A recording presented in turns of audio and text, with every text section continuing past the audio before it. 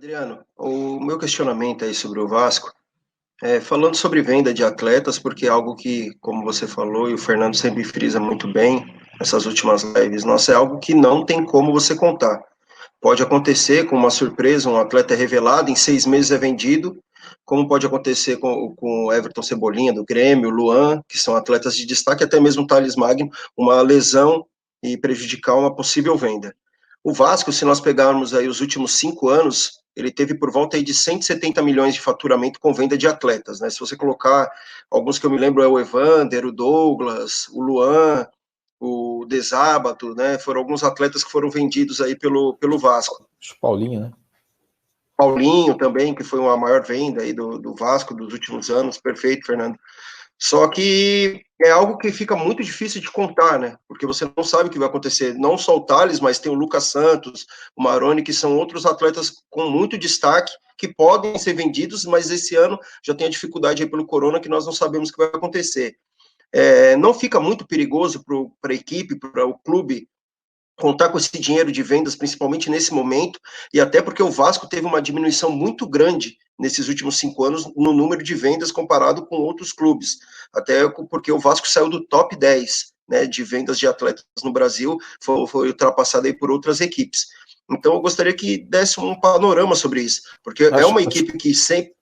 Só um número para ilustrar, Euler, acho que o Vasco vendeu 180 milhões nos últimos 5 anos. O São Paulo vendeu 633 milhões, né? Acho que o Flamengo, com essa venda agora desse ano, em 3 anos, vai fazer 700 milhões. É um Rodrigo, né? É isso, é um Rodrigo. A venda, o faturamento do Vasco esse ano foi a receita do Santos com um jogador. Mas é só importante, depois a gente vai explorar um pouco mais isso aí. A receita recorrente do Vasco cresceu, né? Isso é uma coisa importante. A receita recorrente do Vasco cresceu. E está num nível muito além de outros clubes, inclusive se comparar com o Fluminense é uma surra, mesmo com o Santos, né, e outros, não está muito longe do São Paulo, inclusive, mas enfim, vamos lá. O que eu falo mesmo dessa parte da venda de atletas é contar com algo que não depende do clube. O Vasco é um time gigante que tem visibilidade, as possibilidades são gigantescas, mas mesmo assim houve a diminuição, né, Adriano? E esse ponto eu acho também interessante da gente falar dessas possíveis revelações e o que você também pode falar sobre essas transações do Vasco, talvez não terem atingido o ápice de valor, né? Nós vimos aí as negociações de Flamengo, de Santos, Grêmio, sempre valorizando um pouco mais os atletas, conseguindo lucrar um pouco mais, e tirando o Paulinho, o Vasco não tem lucrado tanto com a venda dos atletas aí nos últimos anos.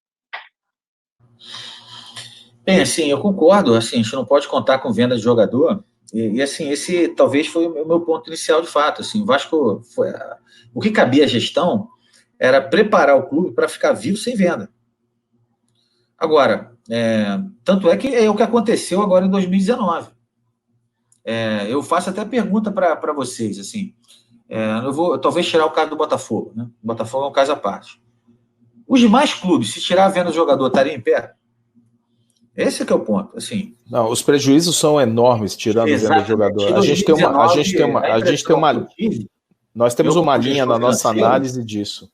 Eu sou gestor financeiro, minha carreira é em auditoria, eu trabalho na análise de crédito há muito tempo, meu estado foi nessa área, então eu sou um cara financeiramente com uma visão conservadora, né? Eu sou assim, né? E aí você olhando, o que eu vejo é o seguinte, que me espanta são os demais. O Vasco tem uma situação ruim, mas ela não está sendo preparada, ela pode ser preparada para ser demorada. Mas ela foi preparada, pelo menos esses 2 anos, para ficar sem jogador. O jogador é o seguinte, quando vier o jogador, eu abato dívida. Se vou segurando, vê outro jogador, eu abato dívida. E resolve minha vida. O que está acontecendo é porque realmente me espanta que dos 11 não, 3 não publicaram no balanço, né? Mas assim, dos demais clubes tirando o Vasco, se não tivesse a venda, sim. Eu fico pensando o Flamengo sem 300 milhões, ou mesmo com a premiação que teve, ou o Santos menos os 200 milhões que tem de venda, o próprio São Paulo, mesmo com isso, imagina. Então, assim, eu concordo com você, e assim, o Vasco, eu acho que esse exemplo. Agora, não significar ficar vivo, ou levar, na situação que o Vasco está, sem a venda, mas não resolve o problema, é o caso do Fernando. A venda ela vai ter que vir para resolver o problema, as outras receitas elas vão ter que aumentar, mas é uma questão estrutural ela vem com o tempo, que vem acontecendo. Então, assim, está aumentando, ela tem seu tempo, e a venda, ela não pode ser para fechar o ano. A venda, ela tem que ser para encurtar o caminho da recuperação definitiva. O Vasco está montado assim. O problema é que a recuperação nesse estágio dói, é uma recuperação dolorosa, né?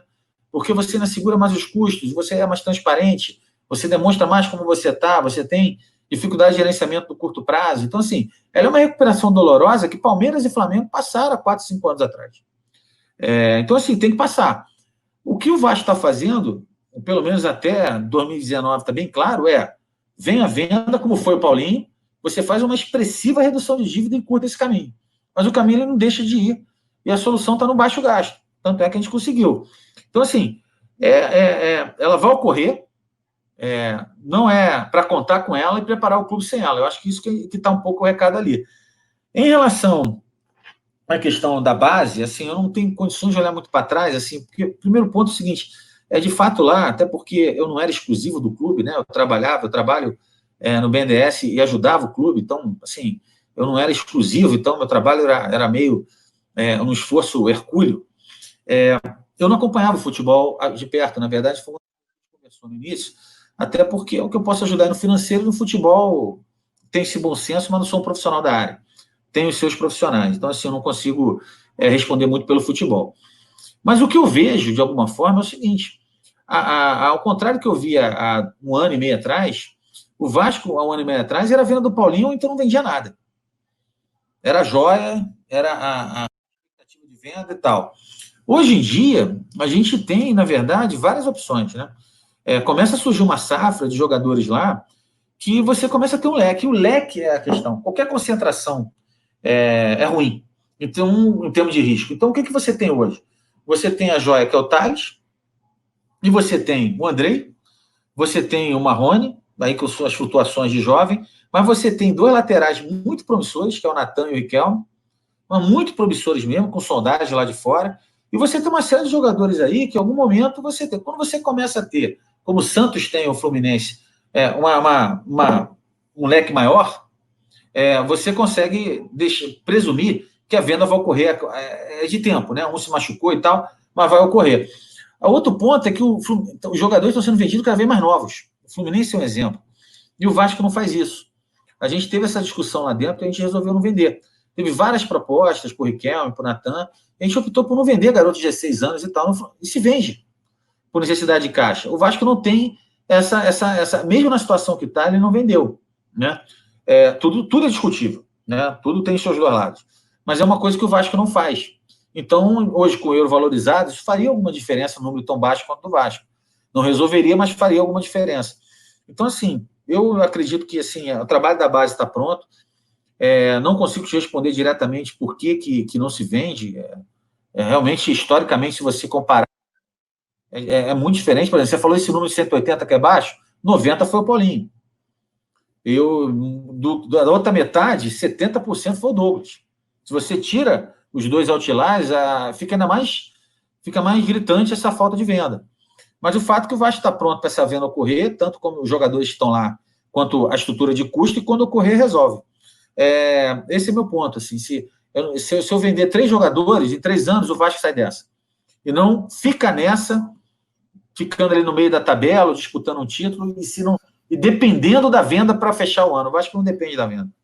300 milhões de reais, que seria um equacionamento, fundamental aí da dívida aí, você está falando hoje de menos de 50 milhões de euros, né?